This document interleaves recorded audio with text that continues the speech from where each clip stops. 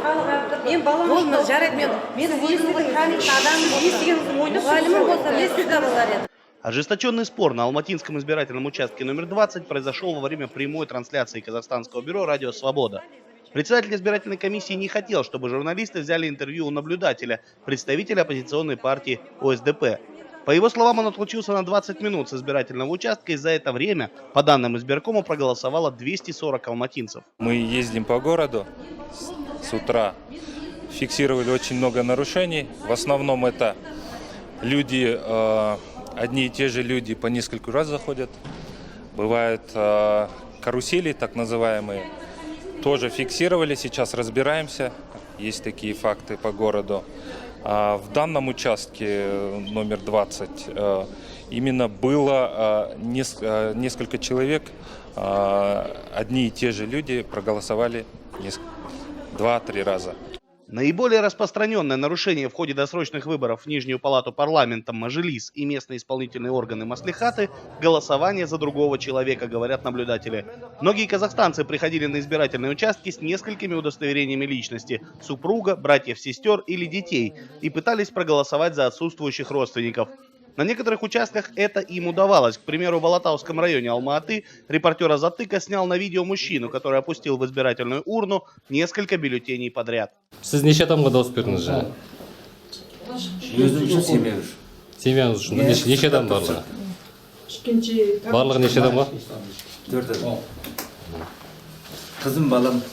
Центральная избирательная комиссия республики назвала прошедшие выборы открытыми и прозрачными, а также рапортовала о рекордной явке. Избирательные бюллетени получили 75,16% от общего количества избирателей. Наименьшая явка зафиксирована в самом крупном городе республики – Алма-Ате, чуть более 32%.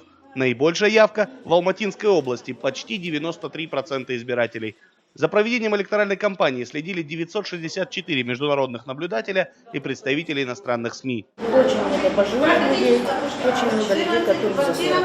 Ну, молодежь идет, конечно, но не сказать, что прямо сильно много. В Казахстане традиционно активно голосуют избиратели старше 40 лет. Интересный момент, который отметили эксперты в ходе избирательной кампании 2016 года – значительное омоложение парламента и местных представительных органов.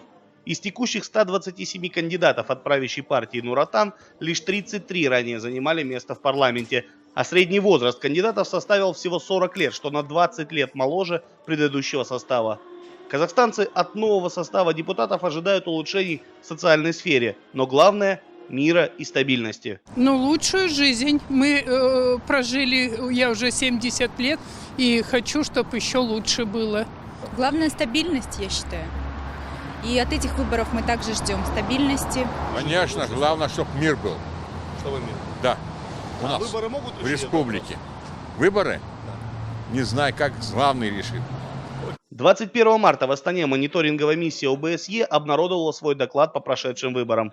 К выявленным серьезным недостаткам в ходе выборов наблюдатели миссии отнесли ограничение гражданских политических прав и отсутствие настоящего политического выбора для избирателей. Руководитель краткосрочной миссии ОБСЕ Мариетта Тидеи также отметила чрезмерное освещение главы руководящей партии президента республики в СМИ. По итогам досрочных выборов в Мажилис Казахстана прошли все те же 3 партии, которые в январе текущего года инициировали распуск предыдущего состава. Из 6 принявших участие в кампании партии в Нижнюю палату парламента прошли представители Нур-Отана, Акжола и КНПК. Партия власти набрала 82,15% голосов избирателей. Коммунисты и предприниматели чуть преодолели необходимый 7% барьер.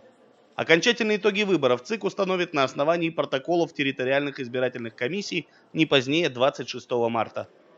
Дмитрий Беляков, Павел Энгельгард. Настоящее время.